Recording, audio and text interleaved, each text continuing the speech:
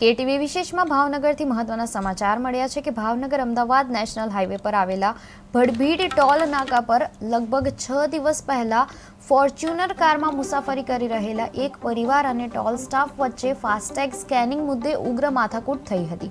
વિશેષ વાત એ છે કે આ વિવાદ દરમિયાન ફોર્ચ્યુનર કારમાં સવાર એક શખ્સે રિવોલ્વર કાઢી ધાક ધમકી પણ આપી હતી। સમગ્ર ઘટના સીસીટીવી કેમેરા અને મોબાઈલ વિડીયોમાં કેદ થઈ ગઈ છે અને હાલમાં આ વિડીયો સોશિયલ મીડિયામાં ધડાધડ વાયરલ થઈ રહ્યો છે। આજની અમારી ભાવનગર મહાનગરપાલિકાની સાધારણ સભામાં 19 આઇટમ હતી, જેમાં તબક્કાવાર અમારે એક પછી એક આઇટમ ઉપર અમારે ચર્ચા કરવાની હોય છે। જ્યારે પ્રશ્નોત્તરી દરમિયાન વાહિયાત પ્રશ્નો ઉઠાવી અને બોર્ડનો સમય ભાજપના નગરસેવકોએ બરબાદ કર્યો, આનો અમે વિરોધ કર્યો, એમને તકલીફ પડી। ત્યારબાદ જે પછી તબક્કાવાર જે એજન્ડા પ્રમાણે આઇટમ 1, 2, 3 જે લેવી પડે એ નહીં લઈ અને 19 આઇટમ જે હતી તે સર્વાનુમતે એ લોકોએ મંજૂર કરી, જે તદ્દન ગેરકાયદેસર છે અને તાનાશાહીનું એક મોટું દ્રષ્ટાંત ભાવનગર મહાનગરપાલિકાએ બેસાડ્યું છે।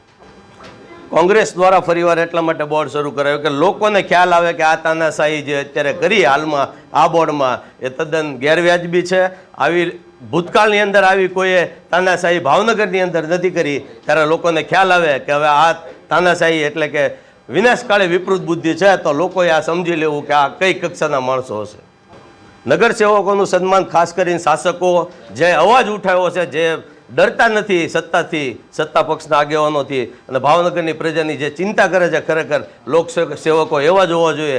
જ્યારે 4 નગરસેવકો બીજેપીના જે કરચલાપરા વિસ્તારના છે તેમણે અવાજ ઉઠાવ્યો, હોમ મિનિસ્ટરને પત્ર લખ્યો, ભાવનગરની જે પરિસ્થિતિ હતી, જે ભાવનગરની કાયદા કાનૂનની વ્યવસ્થા જે કથળી ગઈ છે એ માટે એણે રજૂઆત કરીને અવાજ ઉઠાવ્યો, એટલે અમે સૌએ એમને અભિનંદન પાઠવ્યું।